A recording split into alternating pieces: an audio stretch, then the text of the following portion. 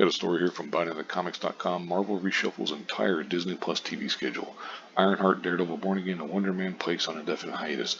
Agatha is renamed for a third time.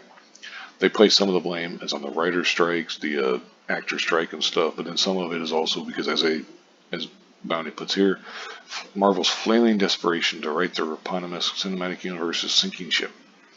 They were supposed to come out with 7 things. Oh, this was reported by the Hollywood Reporter, by the way. They want to make each title an event, basically.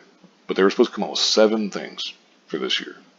Secret Invasion should come out. What If Season 2, still slated to come out around Christmas. Loki Season 2, October 6th.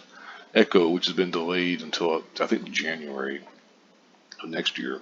Ironheart, delayed. Agatha, delayed. X-Men 97, delayed. Studio will instead, in the year, release a drastically reduced slate. Previously confirmed. That's when they talk about when it's coming out. It mentions here, Echo, undetermined date in January of next year. They're not an MCU entry. The animated X-Men 97 likewise been pushed back from its original date, early 2024, when it's supposed to be coming out.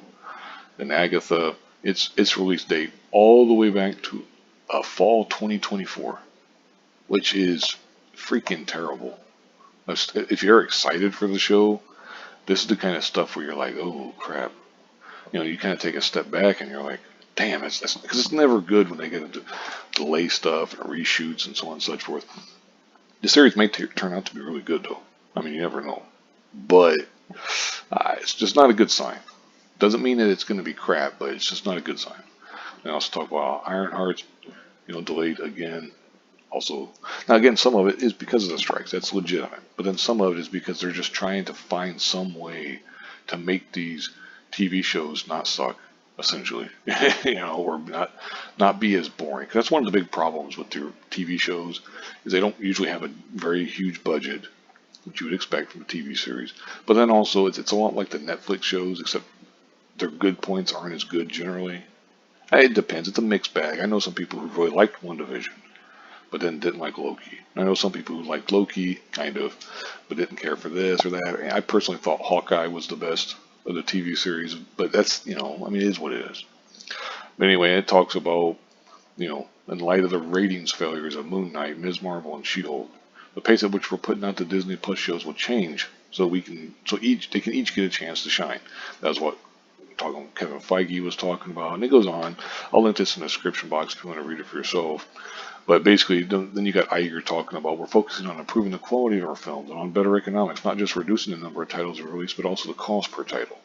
Because some of this stuff is just bloated, like that Indiana Jones movie. There is absolutely no reason in the world that movie should have a $300 million budget. That's just absurd.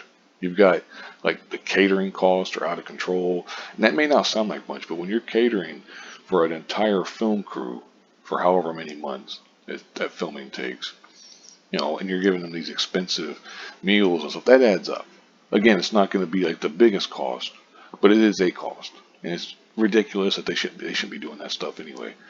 It's like they want a penny pinch on the CGI, but then they'll just be wasteful and stuff in other areas, which is just stupid. But anyway, like I said, I'll link this in the description box if you want. I'm going to go ahead and wrap this up here. Thank you very much for watching, and have a good one.